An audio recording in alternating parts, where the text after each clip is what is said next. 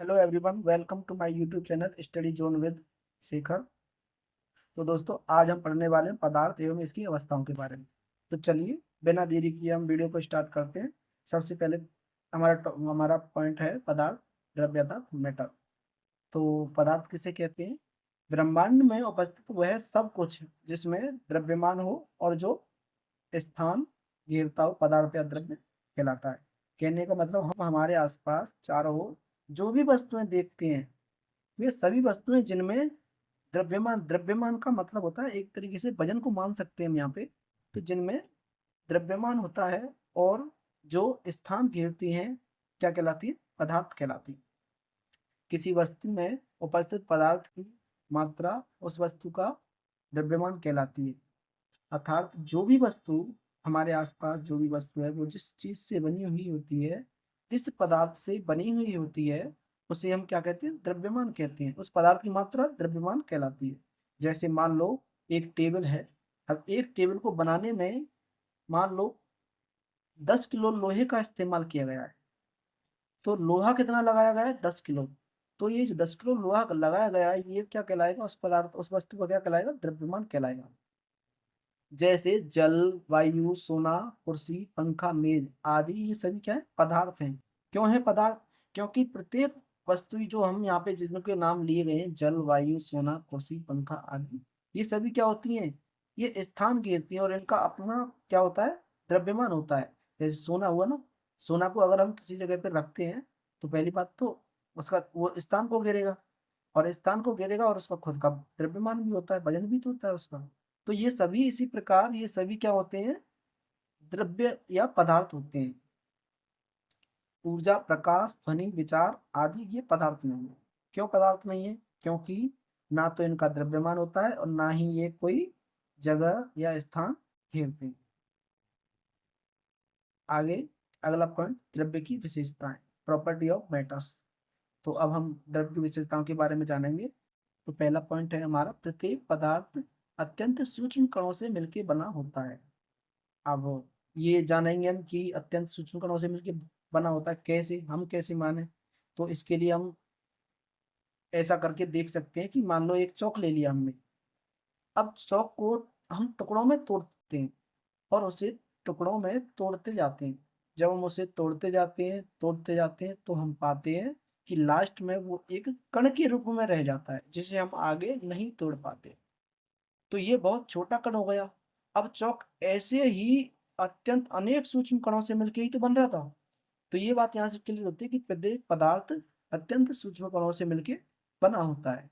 दूसरा पॉइंट हम इसे इस तरीके से भी समझ सकते हैं कि मान लो पानी ले लिया हमने, 1 लीटर पानी ले लिया। अब उसको आधा आधा करते जाएंगे तो आधा लीटर, 2.5 लीटर ऐसे करके करते जाते हैं। जब उसे हम कम करते जाते हैं तो एक बूंद के रूप में हम उसे प्राप्त करते हैं। और जब हम बूंद को भी अलग करना चाहे तो छोटे छोटे वो उसके भी क्या हो जाते हैं? कण बन जाएंगे। तो इस प्रकार हम मान सकते हैं कि प्रत्येक पदार्थ सूक्ष्म कणों से मिलकर बना होता है, जिन्हें अणु या परमाणु कहा जाता है। द्रव्य के कणों के बीच रिक्त स्थान होता है। इस पॉइंट को हम इस तरीके से समझ सकते हैं कि मान लो हम एक गिलास में हमने पानी ले लिया और दूसरे गिलास में हमने दूध ले लिया। अब ये बोल रहा है कि द्रव्य के कणों के बीच क्या होता है? रिक्त स्थान होता है। तो पानी के कणों के भी बीच रिक्त स्थान होना चाहिए और दूध के कणों के बीच में रिक्त स्थान होना चाहिए। अब इसका पता कैसे लगेगा? जब हम इनको एक दूसरे को आपस में मिलाते हैं तो हम पाते हैं कि एक दूसरे में घुल जाते हैं। मतलब कि एक पदार्थ के कण, दूध के कण, पानी के कणों का स्थान ले लेते हैं। अब स्थान तो तभी, कोई वस्तु तभी स्थान लेगी जब वो खाली जगह होगी। तो इसका मतलब इनके आपस के बीच में क्या होता है? रिक्त स्थान होता है कणों के बीच, तभी तो एक दूसरे में मिल जाते हैं। तो यहाँ से इस बात को हम समझ सकते हैं कि कणों के बीच क्या होता है? रिक्त स्थान होता है। अगला पॉइंट, पदार्थ के कण निरंतर गति करते रहते हैं। इसको हम इस तरीके से समझ सकते हैं कि जब किसी पानी की सतह पर कोई पतली पॉलीथीन या कागज का टुकड़ा डालते हैं तो कुछ देर बाद हम देखते हैं वो एक जगह से दूसरी जगह पहुंच जाता है। इसका मतलब क्या हुआ? कि पदार्थ के कण गति कर रहे हैं, तभी तो वो आगे बढ़ रहा है। तो इसे हम इस तरीके से हम इसको समझ सकते हैं। आगे, तापमान बढ़ाने पर इन कणों की गतिज ऊर्जा बढ़ जाती है। यहाँ पे पहला पॉइंट था कि पदार्थ के कण निरंतर गति करते रहते हैं। अब कण गति तभी करेंगे तब उनकी क्या होगी, गतिज ऊर्जा होगी। और जब उनको हम तापमान देंगे तो तापमान बढ़ाने पर उनकी गतिज जो ऊर्जा होती है वो क्या हो जाएगी, इंक्रीज हो जाती है। अगला पॉइंट, पदार्थ के कणों के बीच आकर्षण बल काम करता है। अब पदार्थ के कणों के बीच आकर्षण बल काम करता है, इसका मतलब है कि पदार्थ के कण होते हैं वो एक दूसरे को अपनी ओर आकर्षित करते हैं, खींचते रहते हैं, बांधे रखते हैं, कहने का मतलब। इसीलिए कोई भी जो पदार्थ होता है वो भी अपनी अवस्था की जो भी फॉर्म होती है उसकी उसमें वह पाया जाता है। विभिन्न प्रकार के पदार्थों से मिलकर बनी सामग्री वस्तु कहलाती है। हमारे आसपास जो भी वस्तुएं जो भी वस्तुएं हम देखते हैं वो किसी न किसी पदार्थ से मिलकर बनी होती है। आगे हम पदार्थ की अवस्थाओं के बारे में पढ़ेंगे, स्टेट ऑफ मैटर। तो इसको यहाँ पे दो आधारों पे बांट सकते हैं, पहला भौतिक गुणों के आधार पे, दूसरा रासायनिक गुणों के आधार पे। भौतिक गुणों के आधार पर पदार्थ की अवस्थाएं तीन भागों में बांटी गई हैं, ठोस, द्रव, गैस। उसके बाद दो अवस्थाओं की अन्य अवस्थाओं की खोज हुई, जिनमें पहली अवस्था थी प्लाज्मा अवस्था और दूसरी थी पोस्ट आइंस्टीन कंडेंसर।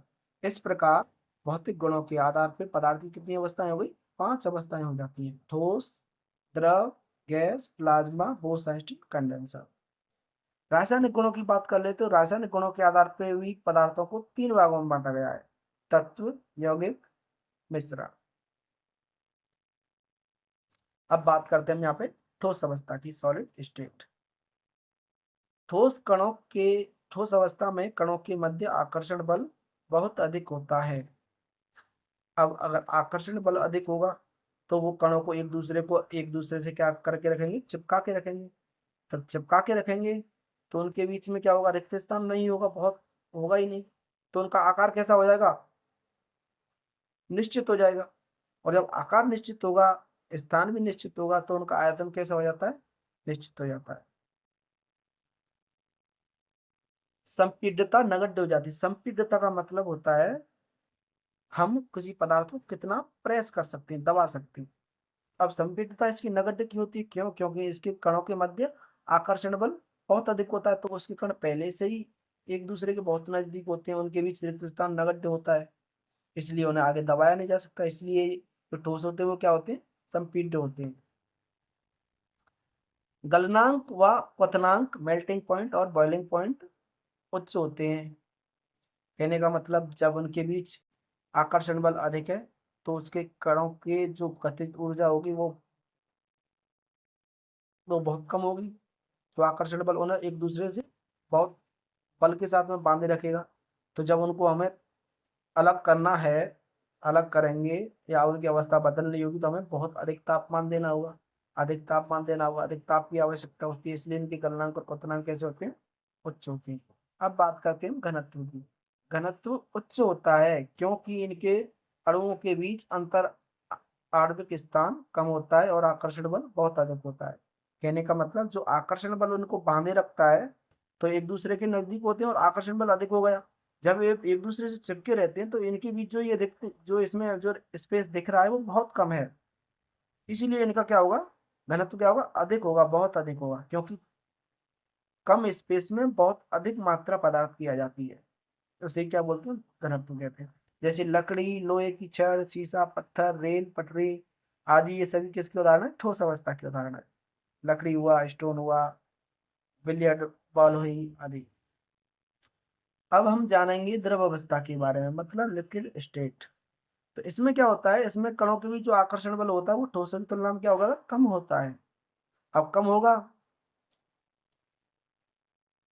आकर्षण बल कम है तो इसके जो कण होंगे वो एक दूसरे से थोड़ा दूरी पे होंगे, इनके बीच में रिक्त स्थान होगा। अब रिक्त स्थान होगा तो इसके कण एक दूसरे के जगह ले सकते हैं और इधर उधर जा सकते हैं। अब इधर उधर जाएंगे तो जब कण इधर उधर जा रहे हैं तो इनका आकार कैसा हो जाएगा, अनिश्चित। लेकिन आयतन निश्चित होता है क्योंकि पदार्थ की मात्रा समान रहती है। घनत्व ठोसों से कम होता है। गलनांक उच्च होता है, क्वथनांक उच्च होता है जब इनके कणों के बीच आकर्षण बल कम होगा तो इनके जो गलनांक क्वथनांक होते हैं वो उच्च होते हैं, लेकिन ठोसों से क्या होते हैं, कम होते हैं। जल, तेल, दूध, डीजल आदि ये किसके उदाहरण है, द्रव पदार्थ। यहाँ पे हम देख सकते हैं जो इनके कणों के बीच है वो रिक्त स्थान वो है ठोसों की तुलना में ज्यादा है। अगली अवस्था आती है हमारी गैस अवस्था, गैस स्टेट। तो इसके कणों के बीच आकर्षण बल क्या होता है, बहुत कम होता है, इसलिए इनके कण स्वतंत्र होते हैं, इसलिए इनके आकार व आयतन दोनों कैसे होते हैं, अनिश्चित होते हैं। घनत्व कैसा होता है, बहुत कम होता है। गलनांक निम्न होता है, क्वथनांक निम्न होता है। क्यों, क्योंकि इनके जो कण होते हैं वो बहुत दूर होते हैं और थोड़ा ताप देने पर ही उनकी अवस्था आसानी से बदल जाती है। जैसे ऑक्सीजन, कार्बन डाइऑक्साइड आदि क्या है, गैस है। यहाँ पे देख सकते हैं गुब्बारे में हीलियम गैस भरी हुई है यहाँ पे, और जो अग्निशामक यंत्र होते हैं उनमें ऑक्सीजन गैस भरी हुई होती है, और ये क्लोरीन गैस भरी हुई होती है। अगली अवस्था आती है प्लाज्मा अवस्था। यह है पदार्थ की चौथी अवस्था है। जब किसी पदार्थ को बहुत अधिक ऊर्जा दी जाती है, सॉरी किसी गैस को, तो गैस के अणु आयन और इलेक्ट्रॉनों में टूट जाते हैं। तो इस अवस्था को क्या कहते हैं, प्लाज्मा अवस्था। कहने का मतलब यह है जब गैस को बहुत अधिक ताप पर गर्म किया जाता है या अधिक ऊर्जा दी जाती है, तो जो गैस के अणु है वो किसमें टूट जाते हैं, आयनों में और इलेक्ट्रॉनों में। तो आयनों और इलेक्ट्रॉनों की जो अवस्था होती है, इलेक्ट्रॉनों की जो फॉर्म में जो पाई जाती है गैस, उसे क्या बोलते हैं, प्लाज्मा अवस्था कहते हैं। अब जब इसमें इलेक्ट्रॉन पाए जा रहे हैं, मुक्त इलेक्ट्रॉन है, तो इसमें धनायन और मुक्त इलेक्ट्रॉन पाए जाएंगे, और मुक्त इलेक्ट्रॉन के कारण क्या होगा, ये विद्युत क्या होंगे, चालक होंगे। इसके उदाहरण, प्लाज्मा अवस्था के उदाहरण हम देख सकते हैं, सूर्य, तारे प्लाज्मा के बने होते हैं, fluorescent bulb, LED Arora, LED bulb, Arora. Arora क्या होता है, दक्षिण ध्रुव की जो रोशनी होती है उसे क्या बोलते हैं, अरोरा बोलते हैं। तो ये इसके उदाहरण है। उपयोग हम देख सकते हैं इसका, प्लाज्मा टीवी और लाइटिंग में, धातु काटने में, वेल्डिंग में, अंतरिक्ष अनुसंधान में, न्यूक्लियर फिजन आदि में प्लाज्मा अवस्था का प्रयोग किया जाता है। अगली अवस्था है हमारी बोस आइंस्टीन कंडेंसेट अवस्था, बीईसी कहते हैं इसे। तो इसमें क्या है, सबसे पहले सत्येंद्रनाथ बोस थे, उनके द्वारा किए गए प्रयोगों के आधार पर आइंस्टीन ने पांचवी अवस्था की भविष्यवाणी की, जिसे बोस आइंस्टीन कंडेंसेट कहा गया।